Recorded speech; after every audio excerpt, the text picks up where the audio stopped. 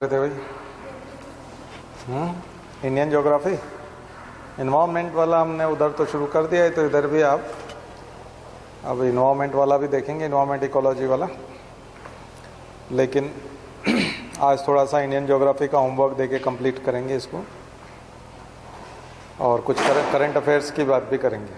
तो current affairs में आज मॉनेटरी पॉलिसी से रिलेटेड चीज़ें, मॉनेटरी पॉलिसी कमेटी जो है एमपीसी की जो बैठक होती है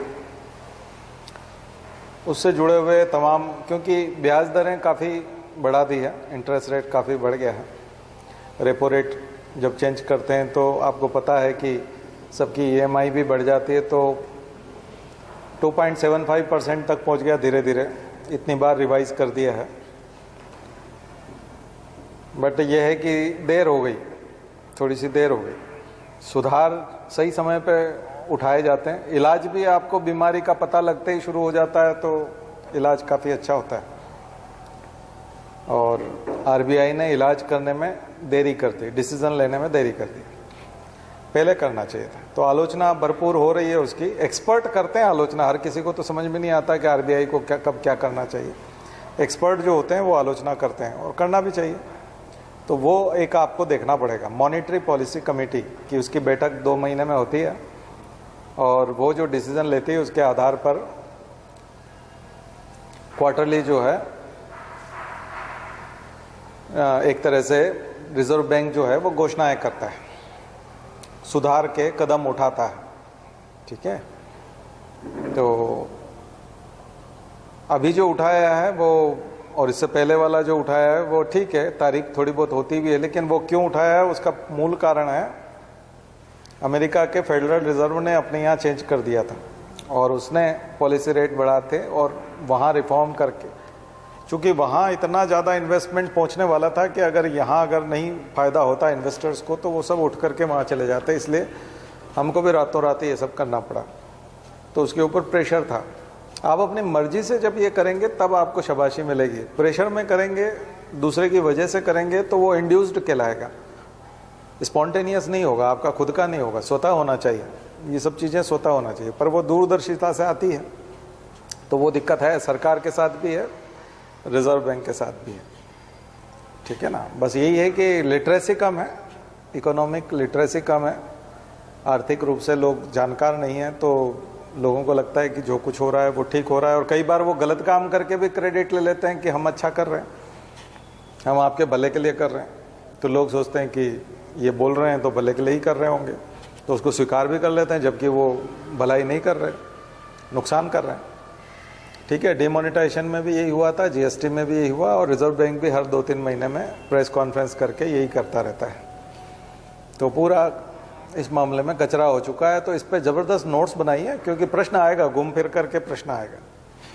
ठीक है, और आलोचनात्मक लिखने के लायक ही प्रश्न आएगा, आपसे सुझाव मांगे जाएंगे कि कब क्या करना चाहिए। प्रश्न का उत्तर ऐसे ही मांगा जाएगा, तो उत्तर वैसे ही तैयार करने के लिए उसकी तैयारी कीजिए, उसमें कोई बहुत ज़्यादा परेशान होने की ज़रूरत नहीं है। ठीक है, मैंने पहले भी बताया कि आर्टिकल जो हैं वो पूरी तरह से चेतावनी के लिए आते हैं, सुझाव के लिए आते हैं, और सरकार के अगेंस्ट ही होते हैं। सरकार के फेवर में आर्टिकल लिखने की ज़रूरत होती नहीं है। जो नहीं करना होता है वही लिखा रहता है। नोटिस में कहीं पे भी आप नोट करके लिखा रहता है, तो ये लिखा रहता है ना कि जूते यहाँ उतारें, इसका मतलब जूते आगे नहीं ले जाना है। मंदिर के बाहर लिखा रहता है ना कि जूते यहाँ उतारें, तो ये कब लिखा रहता है? क्योंकि लोग जूते आगे तक ले जाते हैं, इसलिए रोकने के लिए लिखा। एकदम मेन गेट आप देखेंगे, बाहर वाला जो गेट है मंदिर का, वहाँ पर ये कहाँ लिखा हुआ है कि जूते आप वहाँ तक ले जा सकते हो? ऐसा लिखा हुआ है क्या?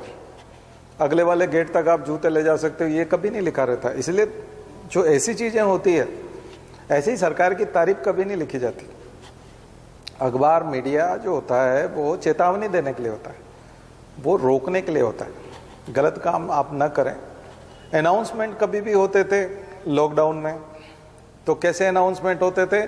कोई घर से बाहर ना निकले, लॉकडाउन लगा हुआ है, जब तक आपको कोई ज़रूरी काम नहीं है तब तक आप घर से बाहर ना निकले। चारों तरफ गाड़ियां घूमती थी, लेकिन जिस दिन छूट मिल जाती उस दिन अनाउंसमेंट होता था क्या कि आज से छूट है, आज से आप बाहर निकल सकते हैं। आप बाहर क्यों नहीं निकले, हमको लोग दिखाई नहीं दे रहे, आपको आना चाहिए बाहर, ऐसा कभी आता है? ऐसा नहीं आता है। तो फिर सरकार ऐसी अपेक्षा क्यों करे, या सरकार को चाहने वाले ऐसी अपेक्षा क्यों करे कि सरकार के फेवर में लिखा जाए? ऐसा होता नहीं, चेतावनी होती, आप ये ना करें, वो ना करें, ऐसा ना करें, वैसा ना करें, यूँ करना चाहिए, ऐसा करना चाहिए, आप यूँ कर लेते तो ऐसा हो जाता, यूँ करते तो वैसा हो जाता, आपने ऐसा क्यों नहीं किया, आपको ऐसा करना चाहिए। यही सब तो लिखा रहेगा ना, यही सब होगा, मीडिया को यही करना भी चाहिए क्योंकि यही काम है उसका। ठीक है, ये कभी काम नहीं होता है कि नहीं आप तो बहुत, आप जब मजदूर बुला के लाते हैं तो उसकी तारीफ में कसीदे गढ़ते हैं, या उसको बोलते हैं नहीं नहीं ठीक है तुम कर रहे हो लेकिन और अच्छा करो, और अच्छा करो, या फिर उसके पास बैठ जाते हो चाय लेके कि तुम भी चाय पियो और तुम तो इतने अच्छे मजदूर हो, तुम तो इतना बढ़िया काम करते हो, ऐसा काम तो हमने कभी देखा ही नहीं है, और तुम कितने जोरदार मजबूत हो, कितने मजबूत आदमी हो, और तुम तो कितने अच्छे से कर लेते हो सारा काम। ऐसा कोई करता है? कोई ठेकेदार अगर ऐसा करने लग जाएगा तो मकान बन जाएगा? आप घर पे कोई मजदूर लेके आएंगे और उसके सामने अगर कसीदे पढ़ने लग जाएंगे तो वो काम कर लेगा? नहीं कर सकता। ठीक है, ऐसे ही सरकारी काम जो होते हैं उनको कराने के लिए, समाज के काम कराने के लिए, लोगों के भलाई के काम कराने के लिए, ये तो फिर आपको क्या करना है, आपको भी ठीक वैसे ही लिखना है जैसा अखबार लिख रहा है? नहीं, आपको सुझाव के रूप में लिखना है। आपको लिखना है कि मेरा ये सुझाव है, आपसे अपने अपने शब्दों में मांगेगा, वो बोलेगा कि अपने विचार व्यक्त कीजिए, तो आपको अपने सुझाव के तौर पे इन बातों को लिखना है। एक्सपर्ट ने जो आलोचना की है वो आपके सुझाव हो जाएंगे, आपकी तरफ से वो सुझाव की तरह काम करेंगे। क्लियर हो गया? ठीक है ना, ये चीज़ है। तो फिर करंट अफेयर्स में सबसे पहला होमवर्क यही वाला लिखिए, बहुत ही ज़रूरी है। ठीक है, दूसरा, बहुत दिनों से मैंने पहले भी बताया था, जीएम क्रॉप्स, जेनेटिकली मॉडिफाइड वाली जो चीज़ है उसके ऊपर जरूर लिखिएगा, क्योंकि फ्यूचर है ये, इसको रोक नहीं पाएंगे और ये आ चुका है। कुछ चीज़ें कंट्रोल नहीं होती। जेनेटिक इंजीनियरिंग अप्रेजल कमेटी जो है GEAC,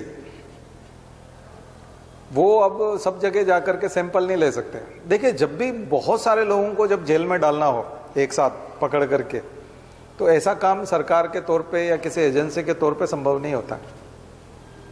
लार्ज स्केल पे जब लोग कानून तोड़ रहे हों, नियम तोड़ रहे हों, तो उसको लागू करवाना बहुत मुश्किल काम है।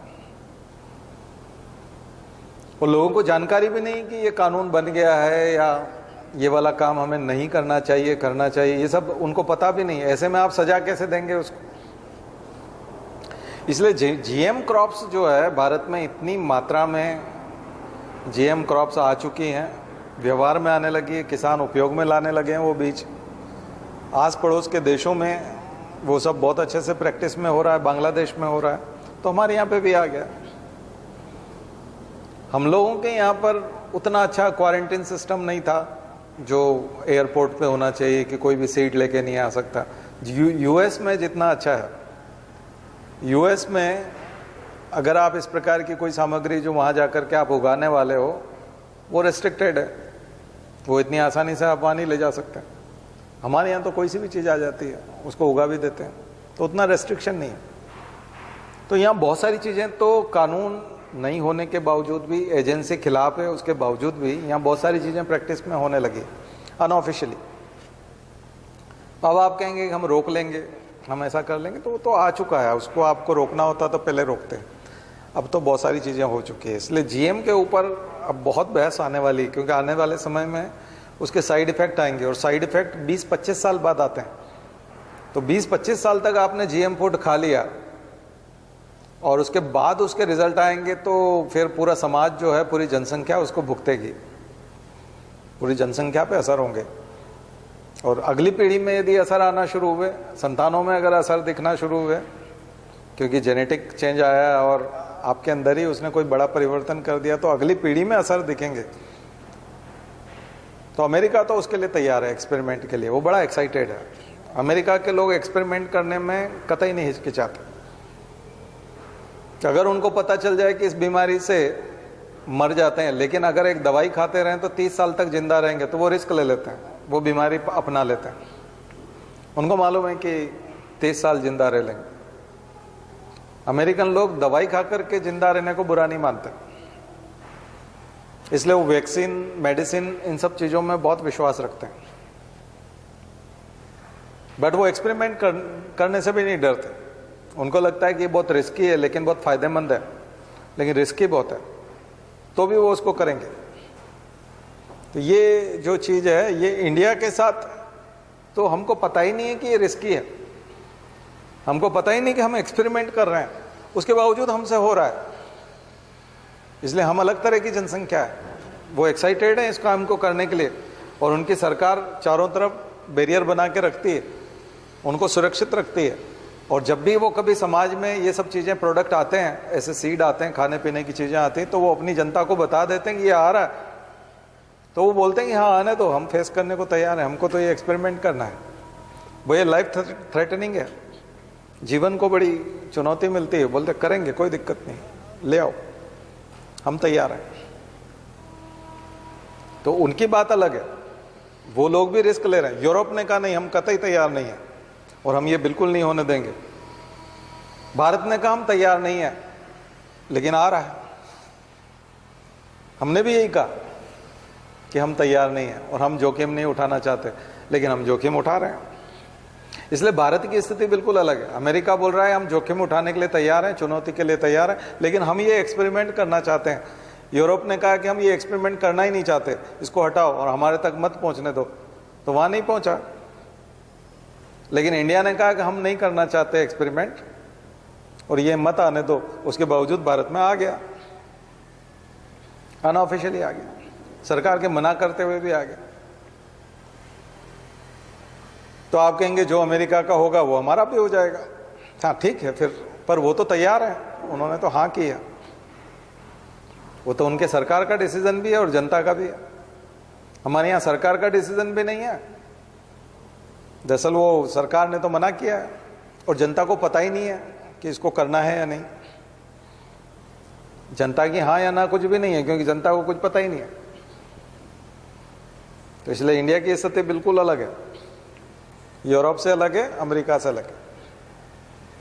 अब दुनिया में दो पक्ष हैं, एक जीएम फूड के फेवर में है, जीएम फूड के अगेंस्ट है। हम लोग अगेंस्ट है, लेकिन हमको पता नहीं कि इसको हम यूज कर रहे हैं या नहीं कर रहे। ठीक है, तो भारत की स्थिति थोड़ी सी दयनीय स्थिति है। ठीक है, हम कर रहे हैं तो हमको अमेरिका की तरह बोलना चाहिए कि हम कर रहे हैं और हम इसके परिणाम के लिए तैयार हैं। कंजर्वेटिव होकर के भी हम लोग फेस करेंगे, तो इसलिए 30 साल बाद, 25 साल बाद जो भी रिजल्ट आएंगे उसके लिए पूरा समाज उन चीज़ों को भुगतेगा। अमेरिका में उसके लिए R&D होगा और कुछ न कुछ रिसर्च होता रहता है। भारत में रिसर्च नहीं होता है और हम उसको उपयोग करते रहते हैं। इसलिए भारत में पेस्टिसाइड का भी बहुत ज़्यादा टेस्ट नहीं होता। खाने पीने की चीज़ों में मात्रा जो है कीटनाशकों की बहुत ज़्यादा होती है। इसी वजह से भारत में कैंसर भी बहुत ज़्यादा है। अमेरिका में कैंसर है तो अर्ली डिटेक्ट हो जाता है। कैंसर डिटेक्ट होने के बाद भी मेडिसिन वगैरह इतनी अच्छी है कि 30-40 साल की ज़िंदगी वो जी लेता है। अगर 40 साल के आदमी को अगर कैंसर हुआ तो 80 साल तक जी लेता है। अमेरिका में ये फ़ायदा है। हमारे यहाँ जो है कार्सिनोजेंस केमिकल्स की मात्रा भी ज़्यादा है, जो बहुत हानिकारक है, और हमारे पास इलाज की सुविधाएं भी नहीं है और मेडिसिन भी नहीं है। तो अगर हमको एक तो कैंसर डिटेक्ट भी बहुत बाद में होता है और पता भी चल जाता है, तो हमारा आदमी 5 साल से ज़्यादा नहीं जीता। आ गया समझ? तो अमेरिका और भारत की स्थिति में अंतर अगर आपको समझ में आ जाएगा तो आप पेस्टिसाइड्स का इंपॉर्टेंस और खास करके जीएम फूड वाला वो समझ जाएंगे। तो ये मैंने बिल्कुल प्रैक्टिकली आपको ये चीज़ बता दी है। अब आप इस आधार पर चुनौतियां और वो सब पॉइंट्स बना करके लिखना है आपको कि भारत में क्या क्या चुनौती है। ठीक है, इसलिए भारत में अगर वायु की गुणवत्ता खराब होती है, PM 2.5, PM 5 और ये सब, तो लोग बोलते नहीं हम तो पटाखे चलाएंगे और हम तो और धुआं करेंगे और कोई क्या कर लेगा, हम देख लेंगे उसको, क्योंकि जागरूकता नहीं है। और उनको पता भी नहीं है कि कितना नुकसान होने वाला है, और उसको मानते भी नहीं, पता चल भी जाए तो उसको मानते नहीं है।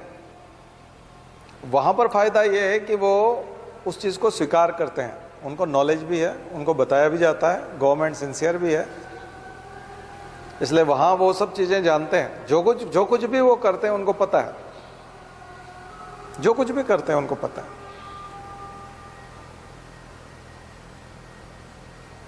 ठीक है, तो ये चीज़, वहाँ वो बंदूकों का लाइसेंस दे देते हैं।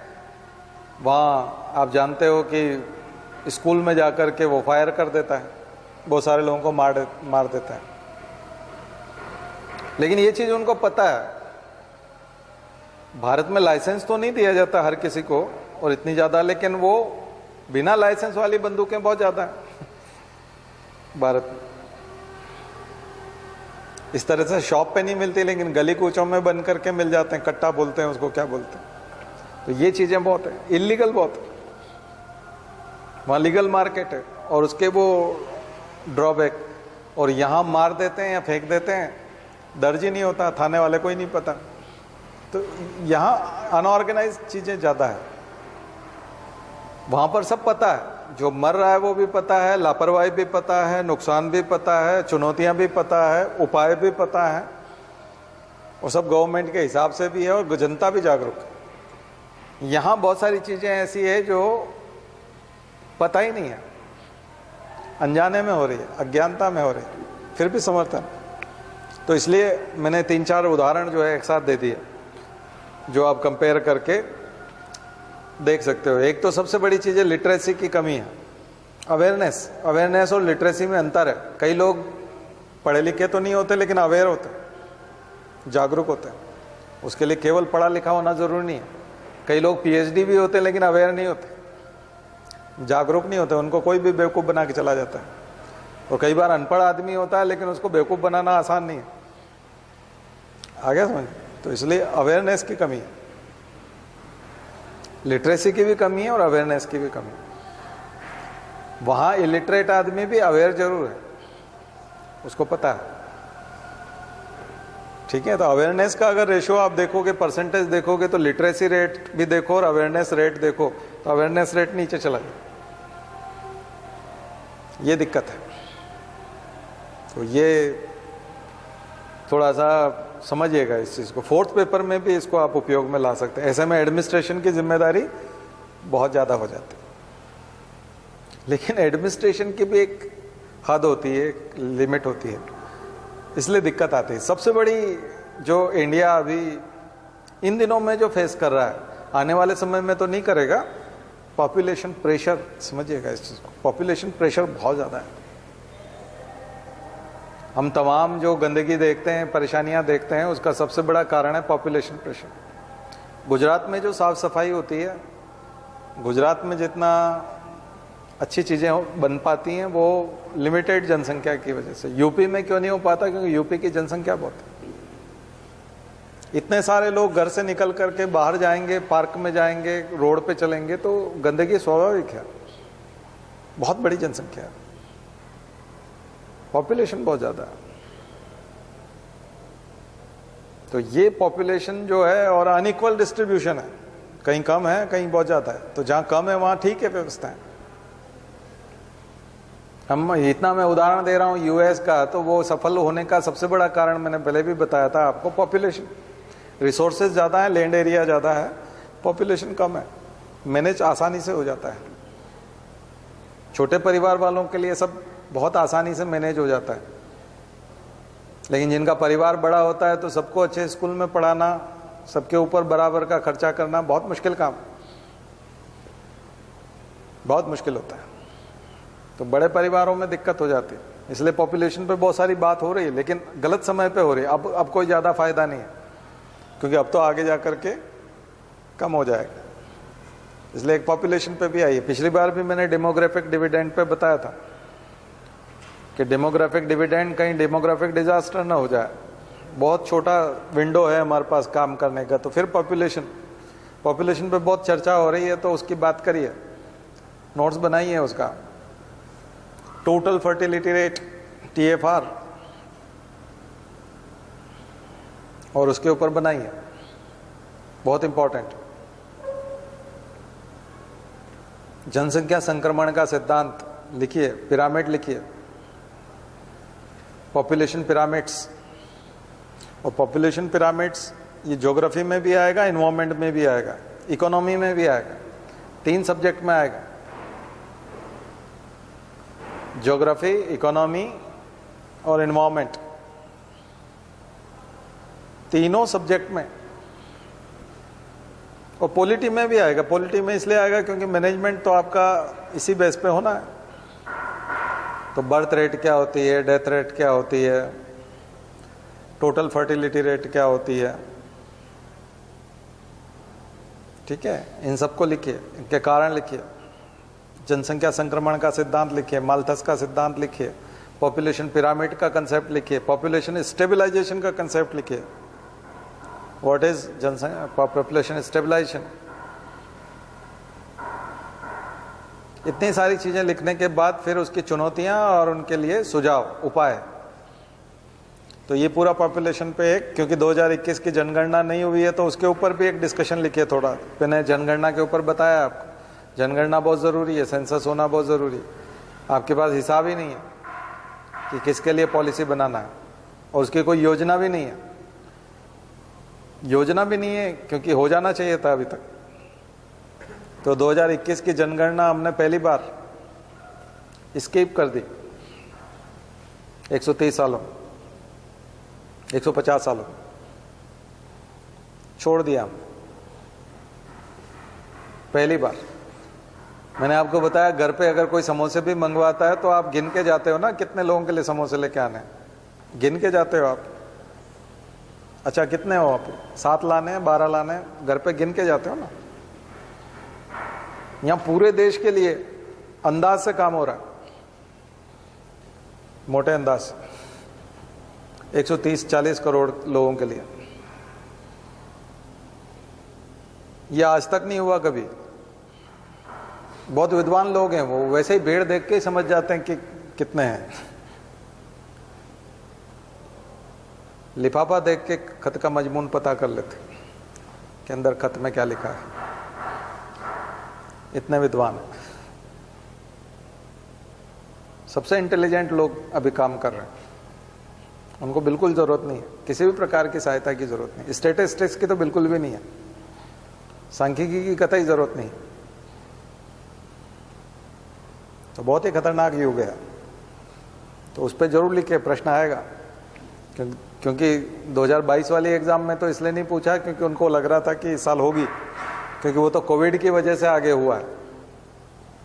अच्छा अभी भी कम समय नहीं, अभी भी 8 साल बाकी है 2031 में, तो अभी भी करना चाहिए। ठीक है, गृह मंत्रालय के अंदर में आता है। गृह मंत्रालय का काम होता है सेंसस कराना। तो मैंने आर्टिकल पढ़ाया था, पूरा समझाया भी था, पुराने किसी एपिसोड में होगा, देख लीजिए। पूरा बताया था उसमें कि क्यों होना चाहिए, क्यों क्या करना चाहिए, बहुत सारी चीजें। खैर वो सब अलग मुद्दा है, राजनीति है। और राजनेताओं को नहीं पता, इतने चुनाव हुए, अभी आपने किसी विपक्षी पार्टी को आलोचना करते हुए देखा कि तुमने जनगणना क्यों नहीं कराई भाई, 150 साल में कभी नहीं रुकी। न केवल रूलिंग पार्टी, विपक्ष को भी नहीं पता कि ये मुद्दा हो सकता है। आपने देखा अभी इतने सारे चुनाव हुए, कभी रैली में आपने ये चीज देखा कि इन्होंने जनगणना तक नहीं कराई, ये कैसी सरकार है, ये आलोचना ही करते थे। इसका मतलब वहां तक बत्ती नहीं गई उधर, दोनों ही तरफ से। और जनता की तो सवाल ही नहीं उठता, लेकिन परीक्षक नहीं छोड़ेगा।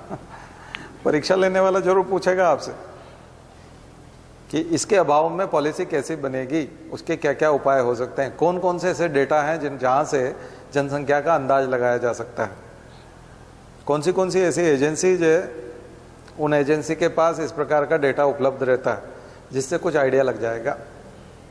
तो अभी बोल रहे हैं कि सरकार के स्मार्टफोन जिसके भी पास है, जो भी आधार से कनेक्ट हो गया है, तो देश की कितनी बड़ी बड़ी जनसंख्या अभी भी बिना स्मार्टफोन वाली है। जेम के आधार पर जनधन आधार मोबाइल पे देखोगे तो फिर दिक्कत हो जाएगी ना। जनधन खाता भी होना, आधार भी होना और मोबाइल भी होना, तो स्मार्टफोन होना चाहिए। कोड आता है ना।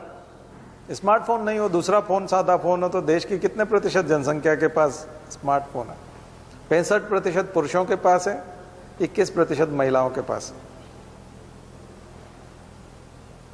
देश की 21% महिलाओं के पास में फोन है और 65% पुरुषों के पास फोन है।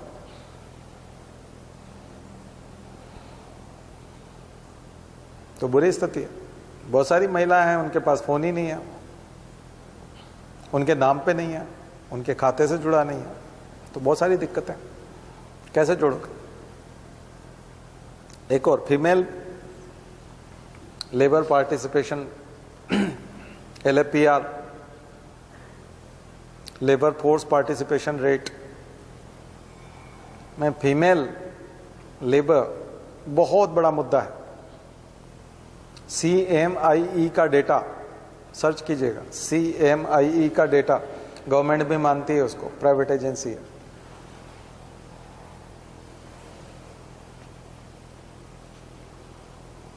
चाइना में 69% महिलाएं कामकाजी महिलाएं हैं, वेतन लेने वाला काम करती हैं, सैलरीड जॉब करती हैं जिसका वेतन मिलता है। 69% महिलाएं। भारत में केवल 10% महिलाएं सैलरीड वर्क करती हैं। 90% महिलाएं काम करती होंगी लेकिन उसकी सैलरी उनको नहीं मिलती।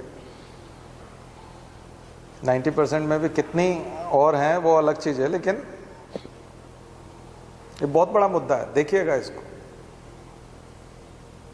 मैंने पहले भी बताया था कि भारत में महिलाएं, 90% महिलाएं न तो काम की तलाश में हैं, ना ही उनको काम करती हैं, ना ही काम की तलाश में हैं।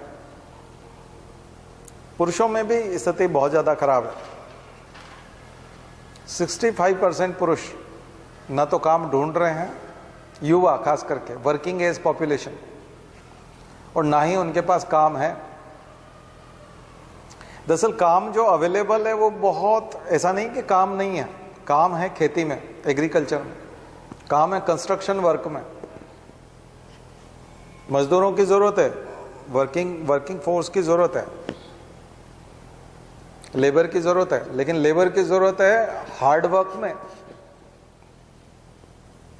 जहां पर 4500 कैलोरी खर्च होता है पर डे का। सरकार मानती है कि 2400 कैलोरी सफिशिएंट होता है, उसके नीचे अंडर नॉरिश होगा, कुपोषण उसके नीचे माना जाएगा। लेकिन एग्रीकल्चर सेक्टर में और कंस्ट्रक्शन वर्क में काम करने वालों को 4500 कैलोरी चाहिए, उसके नीचे कुपोषण आता है। तो सरकार की मान्यता में और कुपोषण में बहुत अंतर है। उसके बावजूद ढेरों लोग ऐसे हैं जो शिक्षित हो गए हैं या हार्डवर्क नहीं करना चाहते। इसलिए 1950s में नेहरू ने जो शुरू किया था इंडस्ट्रियलाइजेशन, तब उसने उस प्रकार के जॉब दिए थे कि कैलोरी ज्यादा खर्च ना हो, किलो कैलोरी खर्च ना हो, 2400-2500 किलो कैलोरी में काम चल जाए और वो मशीन को ऑपरेट करे, इस प्रकार का जॉब। अब जॉब मशीन वाले नहीं बचे, मशीन की सहायता से कम कैलोरी में आप काम करवा सकते हो, क्योंकि मशीन को हैंडल करना है। किसी ठेले को धक्का लगाना, ठेले को धक्का लगाने में ज़्यादा लगेगा, उसके बजाय ऑटो चला करके पैसा कमाना दिन भर, कैलोरी कम लगेगी, क्योंकि आपको केवल एक्सीलरेटर दबाना है। और अगर आपको हमाली करनी है, उस ठेले में जो है सामान रखना है और फिर उसको धक्का लगा के चलना है, तो उसमें एनर्जी ज़्यादा लगेगी, फूड की ज़्यादा ज़रूरत पड़ती है। और आप देखते हैं कि जो जितना ज़्यादा मेहनत का काम करता है वो खाने में उतना कमज़ोर है, क्योंकि उसको खाना अवेलेबल नहीं है और मेहनत ज़्यादा करना पड़ती है। तो अभी काम तो ज़्यादा है, ऐसा नहीं है कि काम बिल्कुल ख़त्म हो गया है, लेकिन काम 25% लोग इसलिए काम पे नहीं मिल रहा है, हार्डवर्क, क्योंकि उतनी कैलोरी उनके पास नहीं है। और वो जो है वो बहुत कठिन काम है। आगे समझ, कुछ फुटलूज इंडस्ट्री है लाइक आईटी सेक्टर वगैरह,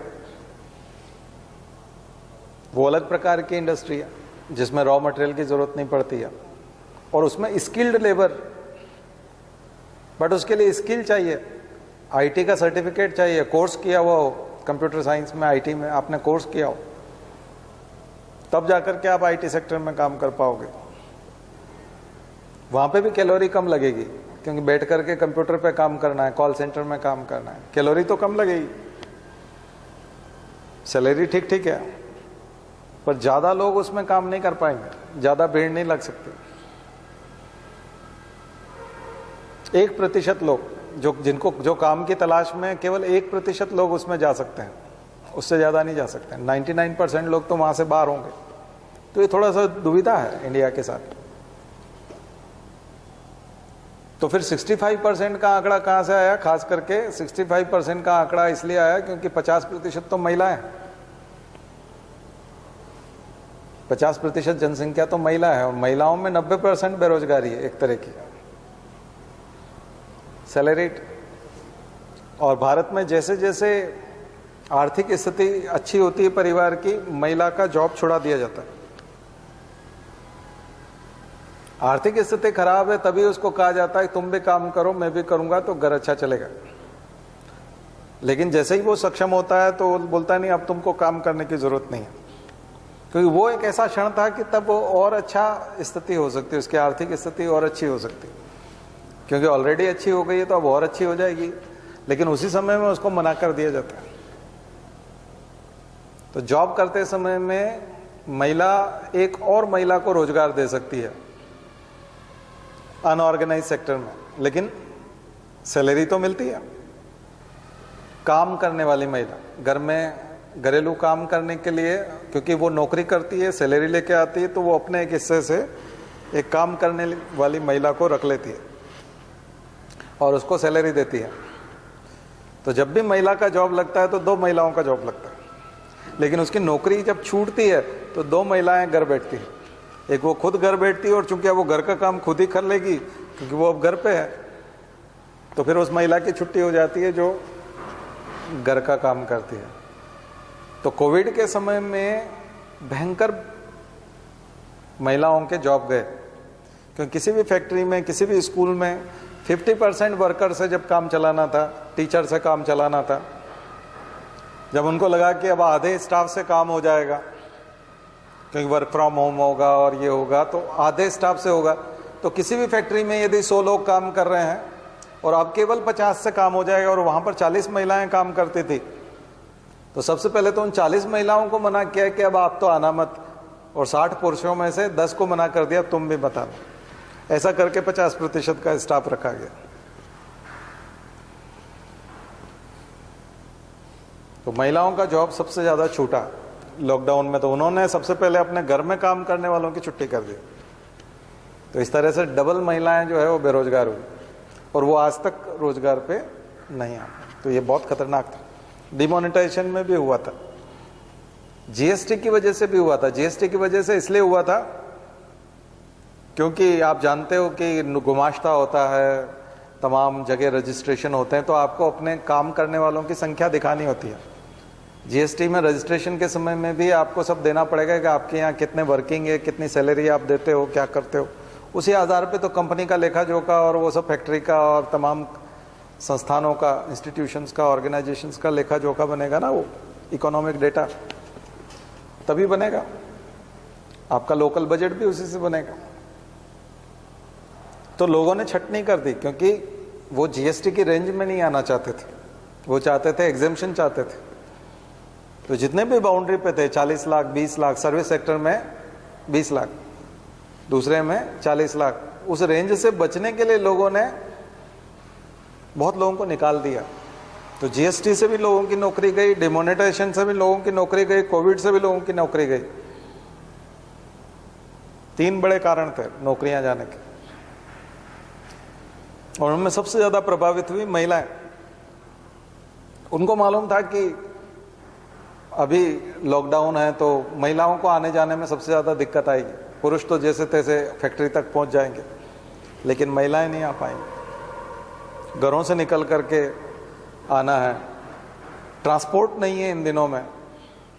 पहले बस चलती थी तो बस में बैठ करके महिलाएं, हमारे यहाँ कोचिंग में भी जब बस बंद हो गई थी उन दिनों में, बस काफ़ी दिनों बाद चालू हुई थी आपकी रेड बस जो चलती है सिटी बस, वो बंद हो गई थी तो बच्चे आ ही नहीं पाते। जो बस में बैठ करके आते थे वो सब नहीं आ पा रहे थे।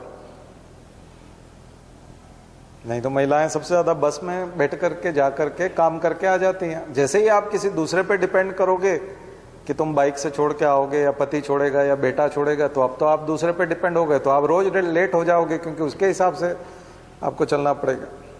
तो पब्लिक ट्रांसपोर्ट के बंद होने से सबसे ज़्यादा जॉब महिलाओं का गया। वो पब्लिक ट्रांसपोर्ट का सबसे ज़्यादा यूज़ करती हैं, पर्सनल व्हीकल उनके पास कम होते हैं। तो पूरे आप में से अगर कोई अपने आसपास देखेगा या खुद के लिए देखेगा तो बात नहीं। आप इंडिया को देखिए, इंडिया में क्या हो रहा है।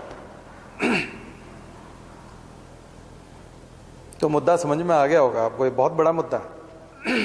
तो इसके लिए पूरा आपको एक जनरेशन तक काम करना पड़ेगा। अगले 20 साल तक, 10 साल तक आप काम करेंगे तो ये स्थितियां ठीक होंगी, क्योंकि बिगाड़ने में तो आपने एकदम से खत्म कर दिया उसको, एकदम से खत्म कर दिया। अब उसको वापस पटरी पे लाने के लिए, क्योंकि आज से 10 साल पहले की स्थिति देखेंगे तो काफी अच्छी थी, वहां के आंकड़े अच्छे हैं, अभी की स्थिति खराब है। तो 10 साल पहले की स्थिति में पहुंचने के लिए 2030 आ जाएगा अगर आज से मेहनत करेंगे तो, तब आप 2010 की स्थिति में पहुंचेंगे।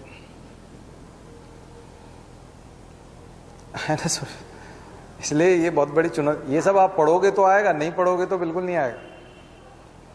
और ये सब लिखा हुआ है द हिंदू, इंडियन एक्सप्रेस, सब में धड़ल्ले से आ रहा है, खूब आर्टिकल आते हैं, खूब। आप पढ़िए,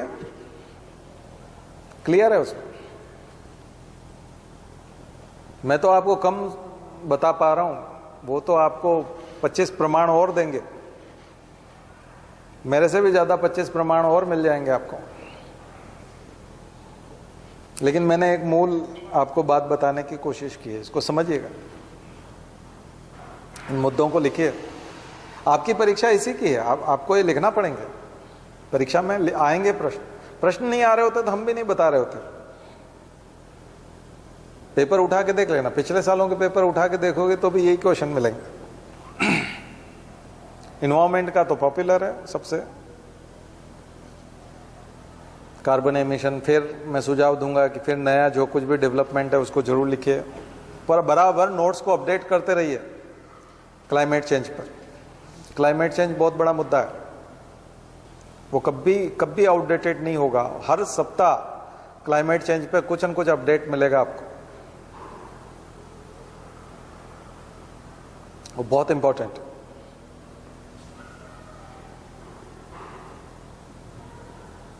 ठीक है। इसके अलावा एक मुद्दा और बीच में उठा था राज्यपाल का, कि राज्यपाल क्या संविधान के ऊपर होते हैं, द हिंदू में आया था, उसको भी देखिए, बहुत ही अच्छा मुद्दा है। राज्यपाल का पद क्यों बनाया गया था?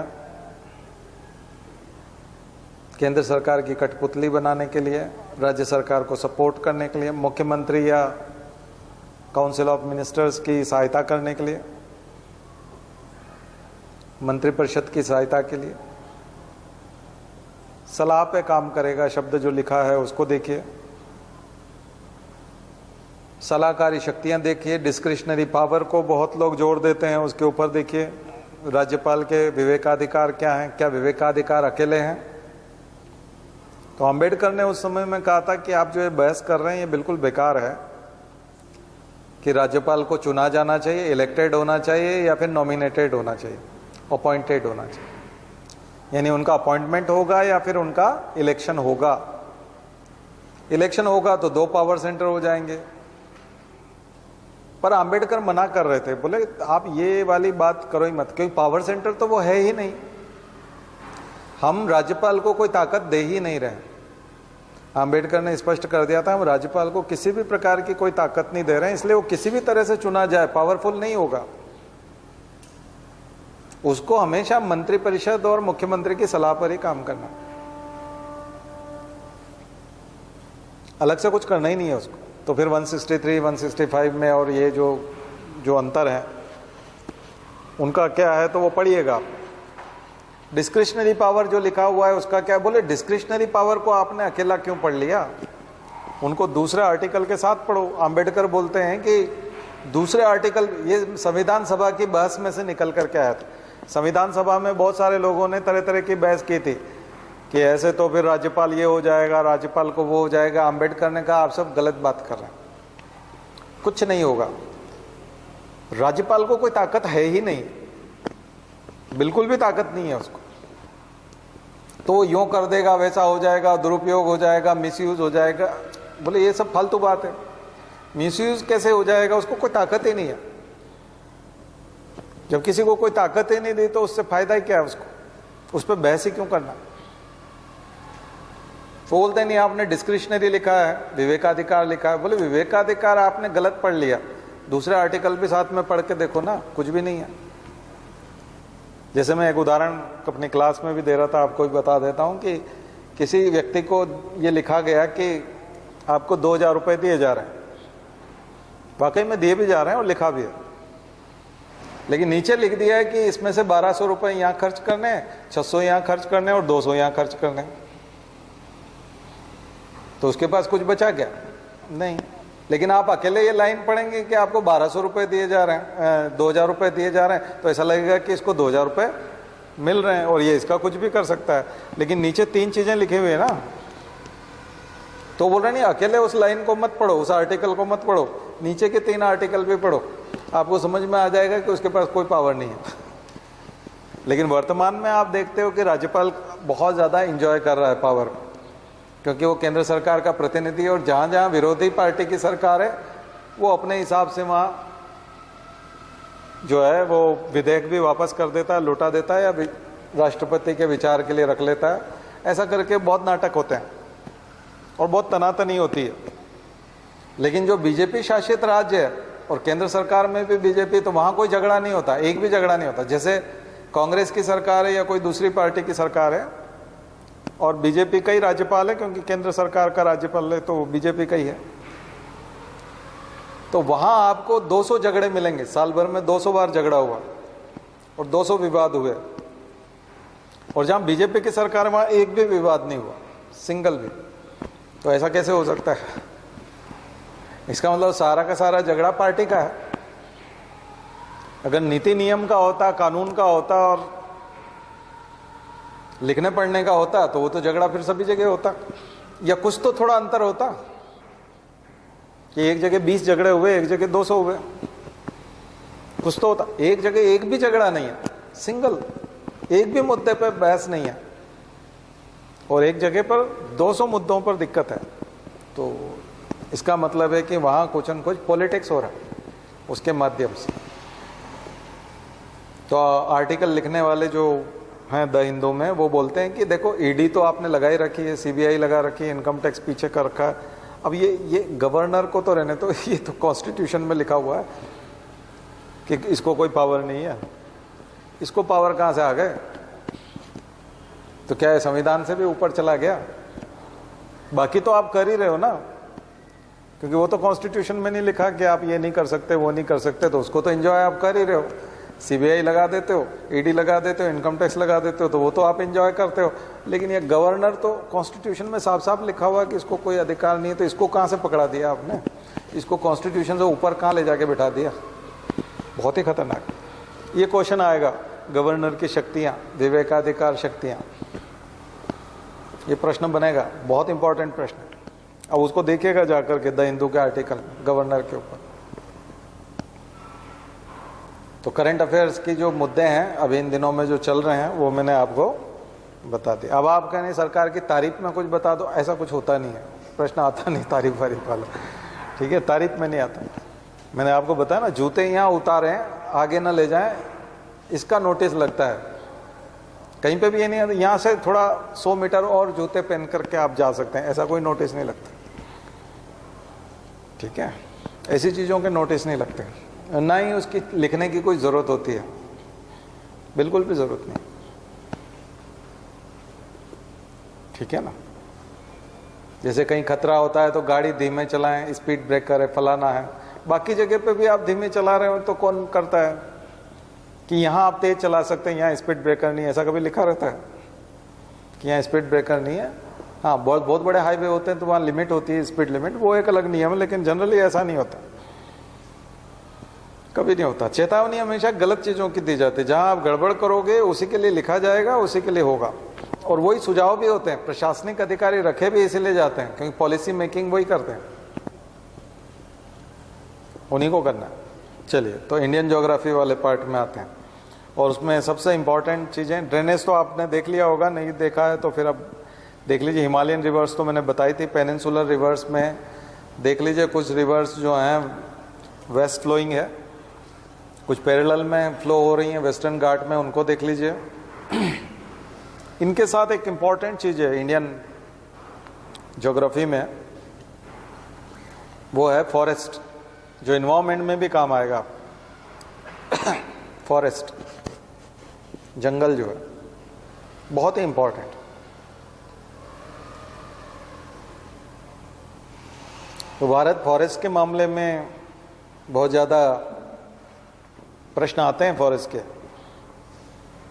जंगल के, वन, और रिपोर्ट भी बनती रहती है, फॉरेस्ट रिपोर्ट। अभी 2021 में फिर आई है, तो लेटेस्ट फॉरेस्ट रिपोर्ट जो है वो देख लीजिएगा, उसकी मुख्य बातें। लेकिन फॉरेस्ट का विभाजन, उसका क्लासिफिकेशन, फॉरेस्ट का क्लासिफिकेशन, किस प्रकार का फॉरेस्ट है, अब वो बायोम के साथ आप मिला के देखेंगे तो भी बहुत अच्छा रहेगा, इकोसिस्टम के हिसाब से देखेंगे तब भी अच्छा रहेगा, तो वो एनवायरनमेंट के साथ भी मैच कर जाएगा फॉरेस्ट। तो फॉरेस्ट की तुलना जनरली ईस्टर्न घाट के फॉरेस्ट और वेस्टर्न घाट के फॉरेस्ट की तुलना आती है, हिमालयन फॉरेस्ट और पेनिनसुलर फॉरेस्ट की तुलना आती है।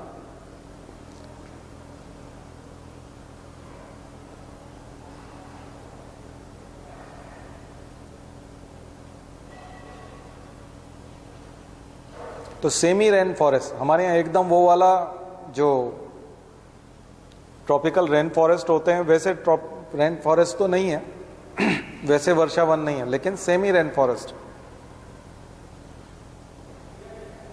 सेमी टाइप के रेन फॉरेस्ट दो प्रकार के हैं, एक मॉइस्ट है, एक ड्राई।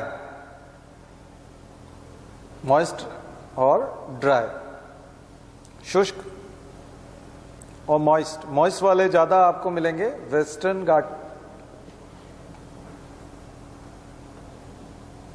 वेस्टर्न घाट,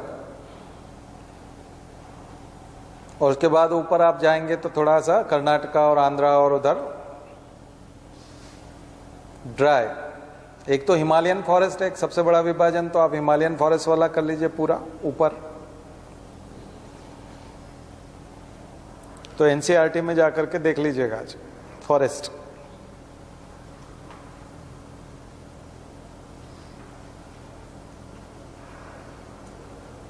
ऐसे ही डेसिडुअस फॉरेस्ट, अब रेनफॉल पैटर्न के आधार पर है। अगर रेनफॉल अगर पर्याप्त मिल रही है तो पत्ते झड़ाने की कोई जरूरत नहीं है।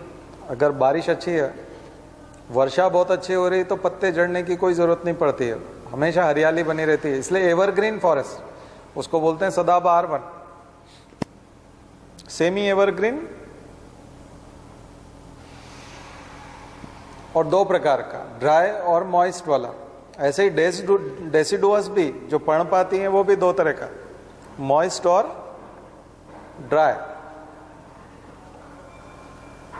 मॉइस्ट भी और ड्राई भी डेसिडुअस फॉरेस्ट, शुष्क पर्णपाती और आर्द्र पर्णपाती।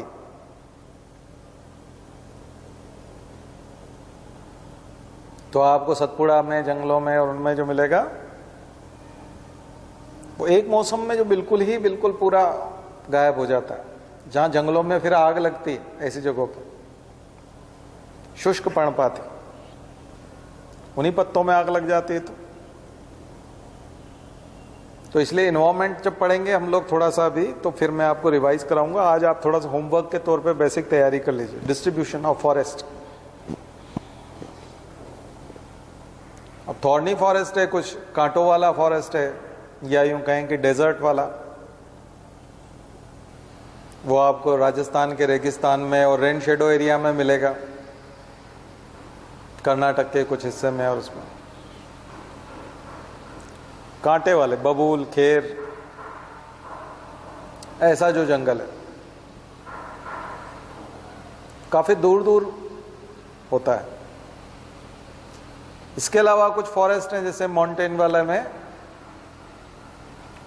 शोला फॉरेस्ट, जो वैलीज में मिलता है, घाटियों में मिलता है, हिमालय की घाटियों में, नैनीताल में, रानीखेत में, मसूरी में, जहाँ पर भी वैलीज है वहाँ पर एकदम बहुत घने पेड़ होते हैं, उसको शोला फॉरेस्ट कहते हैं। इसके अलावा कोस्टल एरिया में मैंग्रोव्स फॉरेस्ट, मैंग्रोव्स,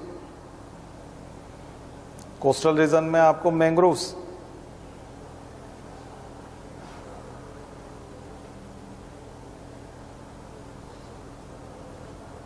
मैंग्रोव्स जो हैं वो आपको पूरा सुंदरबन से लेके इधर ईस्टर्न और वेस्टर्न कोस्ट पे मैंग्रोव्स मिलेंगे।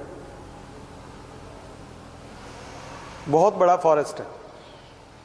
तो मैंग्रोव्स पे थोड़ा सा है ना निबंध बनाइए 1000 शब्दों का, कि मैंग्रोव वनस्पति जो होती है, मैंग्रोव फॉरेस्ट जो होता है, उसके क्या लक्षण हैं। एस्चुराइन वाटर में भी हो जाता है। सैलिनिटी, ज़्यादा सैलिनिटी होती है, मिक्स होती है ना वहाँ पर, फ्रेश वाटर और ब्रेकिश वाटर होता है, तो उसको वो झेल लेता है। तो एडाप्टेशन है, स्पेशल एडाप्टेशन है, न्यूमेटोफोर्स हैं, एयर ब्रीदिंग रूट्स। उसके अलावा भी और भी कई तरह के, उसमें सुंदरी की ट्री को एग्जाम्पल लेकर के आप लिख सकते हैं। वहाँ की बायोडाइवर्सिटी बहुत ज़्यादा होती है।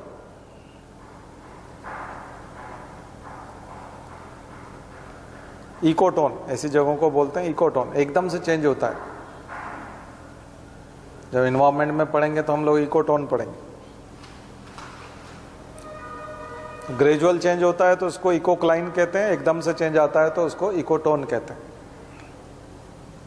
वो वाला फॉरेस्ट।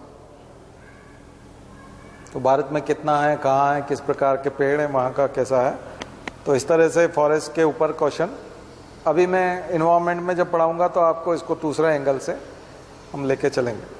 फॉरेस्ट के साथ ही फिर उनको भी जोड़ लीजिएगा, बायोस्फीयर रिजर्व को, नेशनल पार्क को, अलग अलग फॉरेस्ट में अलग अलग जोड़ करके होमवर्क करिए।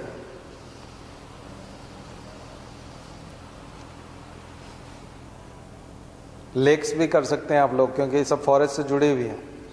लेक्स को आप रिवर्स के साथ जोड़ सकते हैं, लेक्स को और रिवर प्रोजेक्ट्स को, नदी परियोजनाएं जो है, पावर, हाइड्रो इलेक्ट्रिक पावर, उनको जोड़ सकते हैं।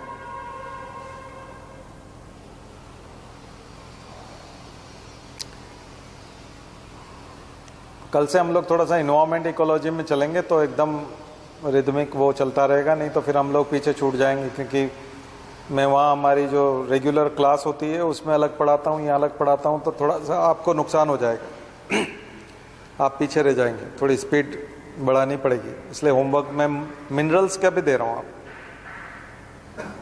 मिनरल्स। अच्छा, इस फॉरेस्ट के साथ पहले एग्रीकल्चर कर लीजिए, एग्रीकल्चर का होमवर्क लिख लीजिए। Agriculture, crops. तो आपको जो सॉइल प्रोफाइल बताया था, सॉइल बताया था, सॉइल का डिस्ट्रीब्यूशन, उसके साथ क्रॉप्स का डिस्ट्रीब्यूशन जुड़ा हुआ है। क्रॉप्स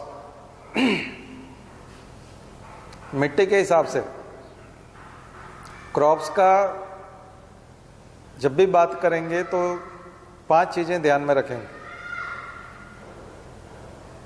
क्रॉप्स के लिए 5 चीजें ध्यान में रखेंगे। फर्स्ट है सॉइल, सॉइल, रेनफॉल, वर्षा का वितरण, रेनफॉल डिस्ट्रीब्यूशन, वो भी बहुत मायने रखता है।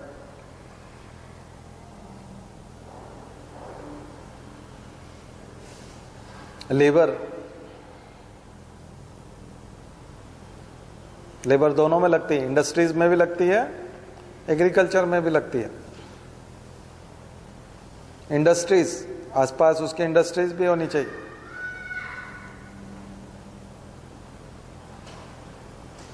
मार्केट, उसको बेचना भी तो है, क्रॉप को, क्रॉप बिकना भी चाहिए। इसके अलावा गवर्नमेंट की हेल्प स्कीम, पॉलिसीज, वो भी बहुत मायने रखती है। ग्रीन रिवॉल्यूशन में आपने देखा था, पंजाब को सबसे ज्यादा सरकार की सहायता से प्राप्त कोऑपरेटिव्स, लाइक जहां कोऑपरेटिव ज्यादा होते हैं वहां वो फसल, गन्ने की फसल के लिए कोऑपरेटिव। पंजाब में एमएसपी ने बहुत कमाल किया था उस जमाने में, मैकेनाइजेशन। इन्वेस्टमेंट भी मायने रखता है, इंडस्ट्री में भी इन्वेस्टमेंट मायने रखता है, एग्रीकल्चर में भी इन्वेस्टमेंट मायने रखता है। लैंड रिफॉर्म्स, तो बहुत सारे फैक्टर होते हैं एग्रीकल्चर के लिए, जहां लैंड रिफॉर्म्स अच्छे हैं, मैकेनाइजेशन अच्छा है, इन्वेस्टमेंट अच्छा है, यानी पैसे वाले लोग हैं, पैसा लगा सकते हैं, मशीनीकरण कर सकते हैं। इरिगेशन तो मस्ट है। रेनफॉल तो ठीक है अपनी जगह, लेकिन इरिगेटेड लैंड होगी तो वहां आप ज्यादा फसल ले पाएंगे। तो फसलों का सीजन के हिसाब से भी निकाल लीजिएगा, बहुत इंपॉर्टेंट है। खरीफ की फसल क्या होती है, रबी की क्या होती है, जायद की क्या होती है, रबी जायद क्या होता है, खरीफ जायद क्या होता है, बीच बीच में जो फसल ली जाती है। तो मुख्य सीजन तो दो ही हैं, रबी और खरीफ।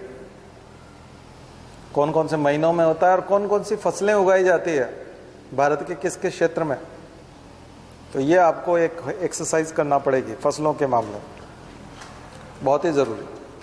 ये होमवर्क करिए। और इसके साथ हरित क्रांति पे एक निबंध लिखिए छोटा, ग्रीन रिवॉल्यूशन। ऑर्गेनिक फार्मिंग पे लिखिए, कैश क्रॉप्स पे लिखिए, नगदी फसलों पे। और एक नोट बनाइए पूरी दुनिया के एग्रीकल्चर पे, पूरी दुनिया के एग्रीकल्चर पे भी एक नोट बनाइए कि पूरी दुनिया में एग्रीकल्चर किस तरह से डिस्ट्रीब्यूशन है। Distribution of agriculture in world chapter का नाम होगा, आपके एनसीईआरटी में है। Distribution of agriculture pattern in world, पूरी दुनिया में कृषि के प्ररूप, क्या क्या प्ररूप चल रहे हैं।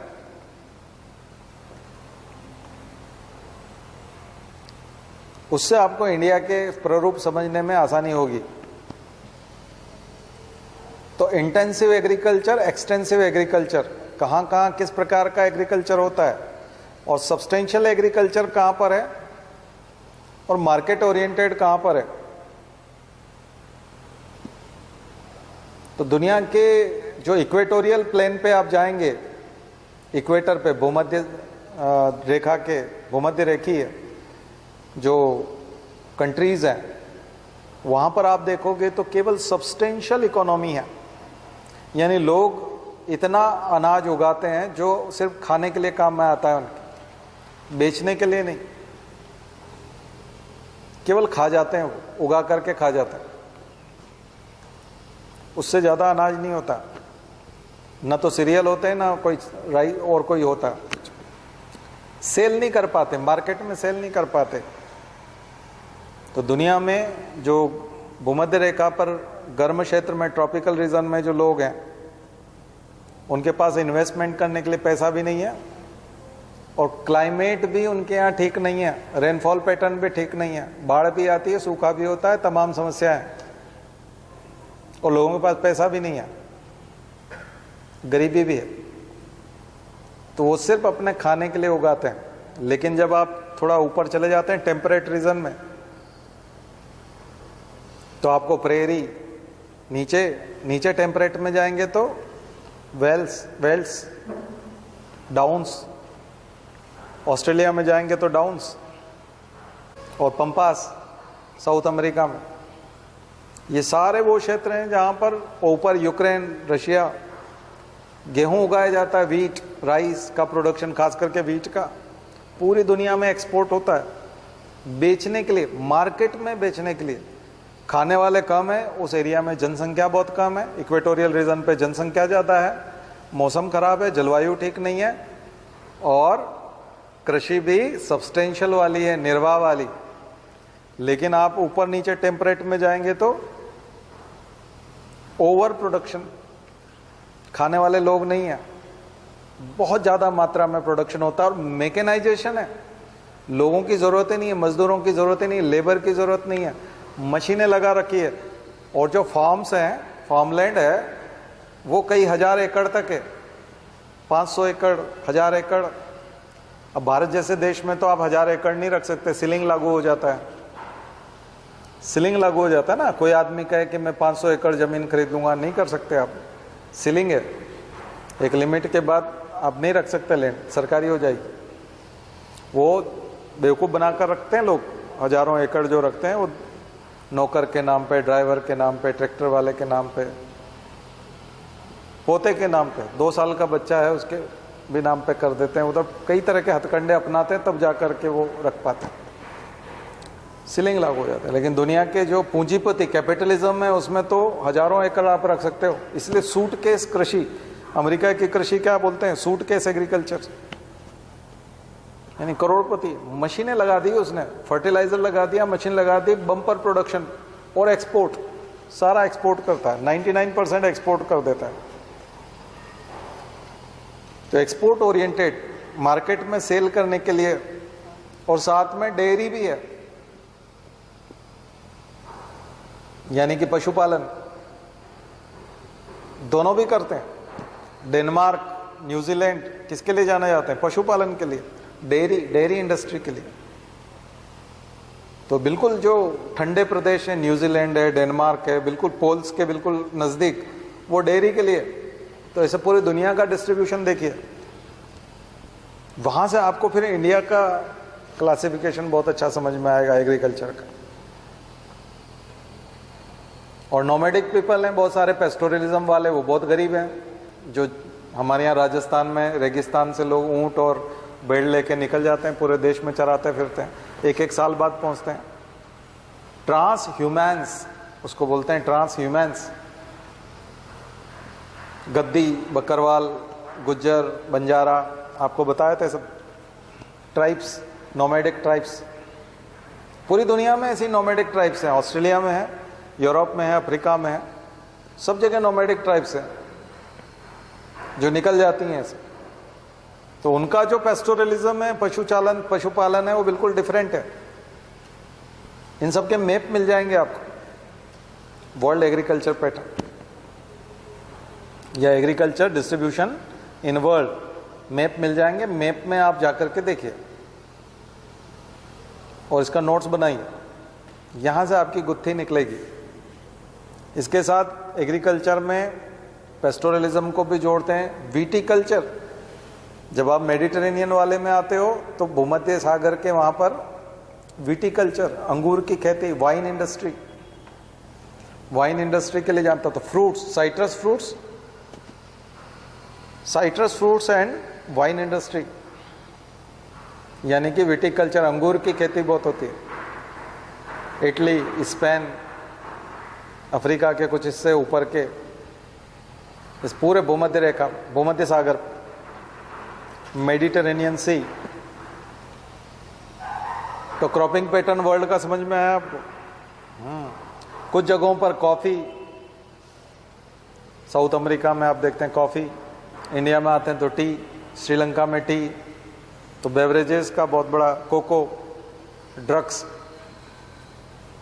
तो कई तरह की खेती है। अफीम की खेती अफगानिस्तान और कई जगहों, नारियल की खेती कोस्टल एरिया में, नारियल की खेती, इंडोनेशिया, पाम ऑयल की खेती। अभी यूक्रेन बताया था 65% सनफ्लावर ऑयल वहीं से निकलता है। तो एडिबल ऑयल का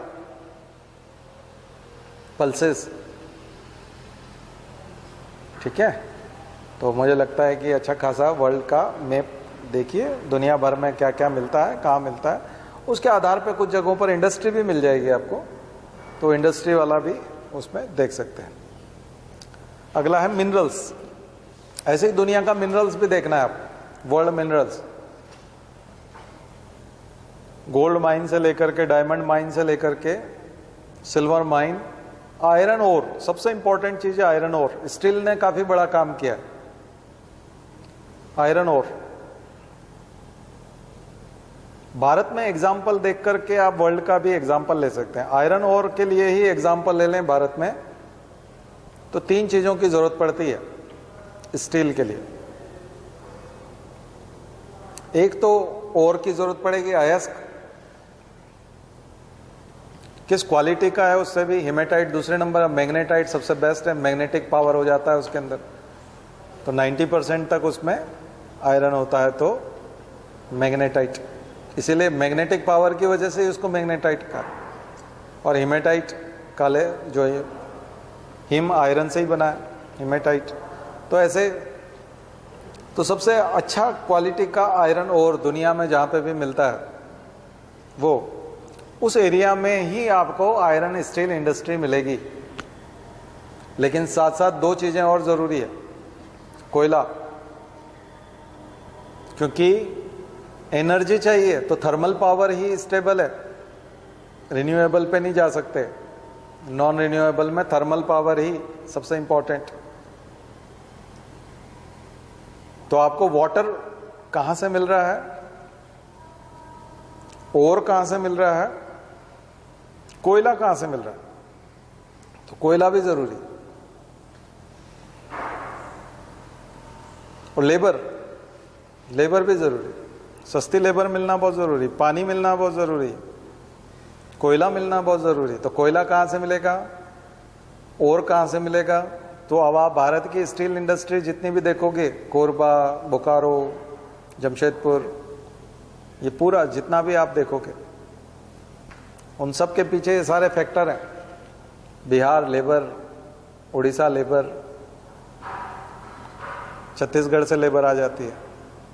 तो यहाँ आदिवासी बहुत हैं, लेबर के तौर पे काम करने वाले लोग बहुत हैं। इसलिए आप देखोगे कि सारा आयरन ओर के साथ साथ वहाँ कोल भी नज़दीक है, इसलिए थर्मल पावर प्लांट भी वहीं मिलेंगे, वहीं कोयला भी मिलेगा, वहीं पर आयरन ओर भी मिलेगा। आयरन ओर का और कोयले के पास होने का भी संबंध है पुराने समय से, गोंडवाना के टाइम से, ठीक है।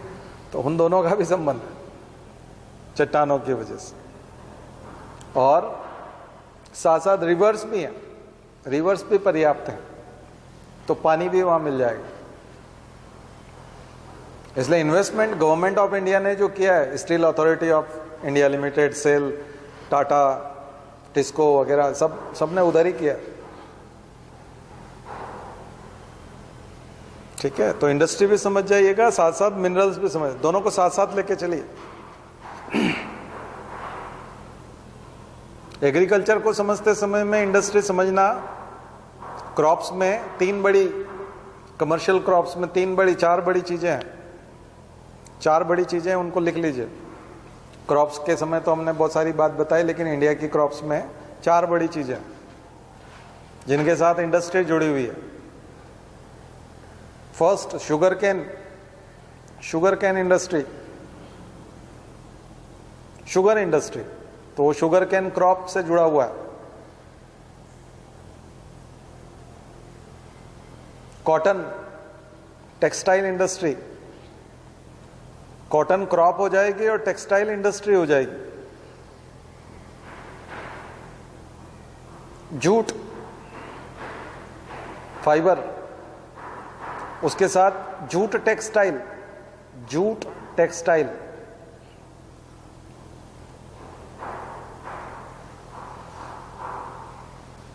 और सिल्क टेक्सटाइल। तो जहां सिल्क का उत्पादन ज्यादा होगा वहां सिल्क टेक्सटाइल इंडस्ट्री होगी, जहां जूट का ज्यादा उत्पादन होगा वहां जूट टेक्सटाइल इंडस्ट्री होगी, जहां शुगर कैन ज्यादा होगा वहां शुगर कैन इंडस्ट्री या शुगर इंडस्ट्री। कपास, टेक्सटाइल इंडस्ट्री।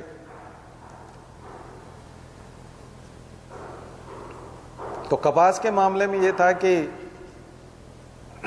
कपास उस समय पाकिस्तान से आता था, बिफोर 1947 इंडस्ट्री यहीं पर थी। अंग्रेजों ने सारी सूरत, गुजरात में, मुंबई, मध्य प्रदेश, इंदौर, यहाँ सब पर सूती मिलें हुआ करती थी। तो इंडस्ट्री सारी इधर थी। और कपास तो आफ्टर 1947 हमको काले मिट्टी के क्षेत्र में कपास तैयार करना पड़ा, कपास का क्षेत्र बनाना पड़ा। तो आपका खरगोन और पूरा महाराष्ट्र और वो कपास का क्षेत्र बन गया, जो पाकिस्तान से लगा हुआ क्षेत्र एक तरह से, क्योंकि इंडस्ट्री ऑलरेडी यहाँ डेवलप थी और कपास उधर से आ जाता था, आसानी से आता था। तो आपको ये इंडस्ट्री डेवलप करना पड़ी, ये क्रॉप का एरिया तैयार करना पड़ा आफ्टर 1947। इसलिए कपास का नया क्षेत्र आपको दिखाई पड़ता है एक साथ। शुगर केन इंडस्ट्री सारी हिमालय के तराई क्षेत्र में, मेरठ, मोदी नगर तो मैंने आपको बताया था कि मोदी नगर तो नाम ही इसीलिए, जो ललित मोदी के दादाजी, ललित मोदी आईपीएल वाला जो भाग गया भगोड़ा, उसके दादाजी गुजरमल मोदी, और वो जो नाम आप सुनोगे वो मोदी नगर मेरठ के पास, वो तो है ही इसलिए शुगर इंडस्ट्री की वजह से। शुगर मिल उनके पिता के नाम पे, जैसे जमशेद जी टाटा के नाम पे जमशेदपुर, वैसे गुजरमल मोदी के नाम पे मोदी नगर। शुगर इंडस्ट्री मेरठ और पूरा वो क्षेत्र, गन्ने का क्षेत्र। लेकिन बाद में रेनफॉल और मिट्टी और इन सब के लिए वो इधर इन्वेस्टमेंट भी था और इधर आ गया। कोऑपरेटिव्स, महाराष्ट्र में शुगर केन इंडस्ट्री क्यों आई? Cooperatives, because of cooperatives. किसानों को कोऑपरेटिव से एमएसपी टाइप और ऐसी मदद, इन्वेस्टमेंट पर्पज से इधर आ गए। तो industries, jute industry West Bengal already थी। और जूट कहाँ से आता था? बांग्लादेश से। बांग्लादेश 1947 में पाकिस्तान बन गया, तो फिर हमको जूट तैयार करना पड़ा इधर। तो वेस्ट बंगाल में जूट एरिया, तो पाकिस्तान अलग होते समय दो इंडस्ट्री के लिए क्रॉपिंग पेट एरिया तैयार करना पड़ा हमको। कॉटन एरिया तैयार करना पड़ा और जूट एरिया तैयार करना पड़ा, क्योंकि इंडस्ट्री हमारे पास ऑलरेडी थी, उनको इंडस्ट्री बनानी पड़ी उधर, और इधर क्रॉप तैयार करनी पड़ी। तो अच्छी क्वालिटी का जूट अभी भी वेस्ट बंगाल में होता है, उसमें बांग्लादेश में होता है। तो थोड़ा आसाम का भी कुछ हिस्सा। और टेक्सटाइल, सिल्क टेक्सटाइल, तो आपको अच्छा सिल्क मैसूर में मलबेरी सिल्क वर्म से जो तैयार होता है, mulberry silk, tussar silk, muga silk, oak tussar silk, तो ऐसे 4-5 तरह की जातियां हैं। उस पर डिपेंड करता है कि वो जो बॉम्बेक्स मोरी, जो मलबेरी वाला है, वो बॉम्बेक्स मोरी कहलाता है कीड़ा, रेशम का कीड़ा, वो किसकी पत्तियां खाता है, उस बेस पे उसकी सिल्क की क्वालिटी होती है। इसलिए कांजीवरम साड़ी, ठीक है, तो साड़ी जो बनती है सिल्क की साड़ियाँ, और ये सब जियोलॉजिकल टैग, ज्योग्राफिकल इंडिकेटर, वो जो जीआई टैग की बात आती है, वो जीआई टैग वाली जो चीज़ें हैं वो आपको, जब साड़ियों की बात आती है और खास करके सिल्क की साड़ी, तो उसके साथ सिल्क की क्वालिटी पे डिपेंड करेगा। तो सिल्क की क्वालिटी वाला एक मैप देख लीजिएगा, सेरीकल्चर के साथ सिल्क इंडस्ट्री। जहाँ सेरीकल्चर होता है वहाँ पर खेती होती है एक तरह से, ये भी खेती का एक टाइप है एग्रीकल्चर का। मैंने थोड़ा सा आपको एक आइडिया दिया है, इंटरेस्ट जगह है, आप आसानी से कर लेंगे अब, ठीक है। और ये कर लेंगे तो फिर क्वेश्चन जो है आपका एग्रीकल्चर वाला खराब नहीं होगा बिल्कुल भी,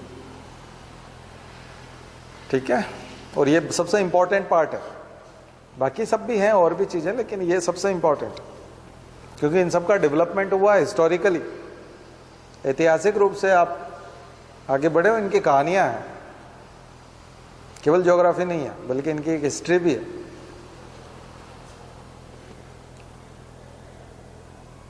तो आज आपने ये भी देखा। अब इंडस्ट्री, मिनरल बेस्ड इंडस्ट्री में और भी जाएगा, आयरन और आया, कोल के बल पे भी आएगा, और दूसरी जो इंडस्ट्रीज डेवलप होंगी उनमें आपको कॉपर के लिए, बॉक्साइट के लिए, एल्यूमिनियम वाला, ठीक है ना। तो और से संबंधित जितने भी हैं, मध्य प्रदेश काफ़ी रिच है कई मामलों में, कुछ में छत्तीसगढ़ है नज़दीकी, बाकी झारखंड तो है ही है, ठीक है। कॉपर, तो ऐसा करके आप तमाम industry, ore based, mineral based industry and agriculture based industry, crop based industry, दोनों तैयार कर लीजिए। इंडस्ट्रियल डेवलपमेंट के लिए लेबर की ज़रूरत पड़ती है, इन्वेस्टमेंट की ज़रूरत पड़ती है, गवर्नमेंट की पॉलिसीज़ की ज़रूरत पड़ती है, और नज़दीक होना चाहिए, पानी की सुविधा होना चाहिए, इलेक्ट्रिसिटी होना चाहिए, लॉ एंड ऑर्डर मेंटेन होना चाहिए, इंफ्रास्ट्रक्चर बढ़िया होना चाहिए, और ट्रांसपोर्ट और एक्सपोर्ट की सुविधाएं होना चाहिए। कोई न कोई पोर्ट नज़दीक होना चाहिए, ड्राई पोर्ट, ये पोर्ट, रोड ट्रांसपोर्ट भी अच्छा होना चाहिए, रेलवे ट्रांसपोर्ट और ज़्यादा अच्छा होना चाहिए, क्योंकि भारी भरकम चीज़ें जो है वो रेलवे से बहुत अच्छे से पहुँचाई जा सकती हैं और इंटरप्शन भी नहीं होता, ठीक है। वाटर ट्रांसपोर्ट भी हो सकता है, और रॉ मटेरियल की नज़दीकी होना चाहिए। तो जहाँ जिनमें रॉ मटेरियल बहुत ज़्यादा नज़दीक लगता है, ऐसी इंडस्ट्री अलग होती है। अभी मैंने बताया फूट लूज इंडस्ट्री, वो इंडस्ट्री जिसमें रॉ मटेरियल की कोई ज़्यादा ज़रूरत नहीं पड़ती, जैसे आईटी इंडस्ट्री, उसमें रॉ मटेरियल नहीं लगता। तो ऐसी इंडस्ट्री किसी भी सिटी में, हैदराबाद, बेंगलोर, ये सब हमारे साइबर सिटी के तौर पर निकले कि नहीं, IT industry, footloose industry. तो इंडस्ट्रीज के टाइप, इंडस्ट्री की चुनौतियां, भारत की इंडस्ट्रियल पॉलिसी, भारत की औद्योगिक नीति। तो इस बार का अच्छा खासा होमवर्क है इस सप्ताह का, ठीक है। इस सप्ताह आपको दूसरा होमवर्क नहीं देंगे, इसी को पूरा कर लीजिए, ठीक है ना। तो कल से हम लोग इन्वायरमेंट इकोलॉजी चलेंगे। मेरी तरफ से मैंने ज्योग्राफी जो है यहाँ एंड कर दी है खास करके, बाकी और छोटे मोटे टॉपिक हैं वो देख लीजिए, जैसे पॉपुलेशन है, ठीक है, और ये सब आप देखिए। चलिए आज की बात यहीं समाप्त करते हैं। ओम द्यौः शांति।